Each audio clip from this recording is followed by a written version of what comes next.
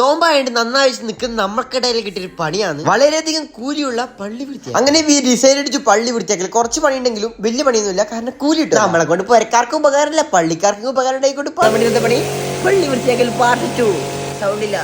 നമ്മളെ പാർട്ട് 1 കഴിഞ്ഞ നോമ്പിന് സംഭവം ഉണ്ടായി. അങ്ങനെ മജൂസ്ത പ്രഷർ വാഷർ ഒപ്പിച്ചെന്ന് പൈപ്പെല്ലാം കണ്ടിട്ട് പണി തുടങ്ങി. പണി പിന്നെ വെടിപ്പായിരിക്കും. നമ്മൾ പിന്നെ ഓനിട്ട എന്റെ വെള്ള പാന്റ് ചളിയാക്കണ്ടെന്നില്ലത് കൊണ്ട് ഞാനൊരു മുണ്ടൊപ്പിച്ചു കൊടുത്ത ചങ്ങായി. നമ്മൾ ലുങ്കിയില്ലേ അതും കൂടി തരം ഇച്ച കറക്റ്റ് പള്ളി നോമ്പിക്കാൻ പറ്റുന്ന ബംഗാളി ഫീൽഡ് എക്സ്പീരിയൻസ് ചെയ്തിട്ടുണ്ട്. മോട്ടിവേഷൻ പാട്ടും കേട്ട് നമുക്ക് എക്സ്പീരിയൻസ് ആക്കാം. ഇച്ച നല്ല കക്കൂസ് കൊടൈക്കനാൽ ഫീൽ കേൾക്കുന്നുണ്ട്, അത് നോക്കി മിതിലാതെ നിൽക്കുന്നുണ്ട്.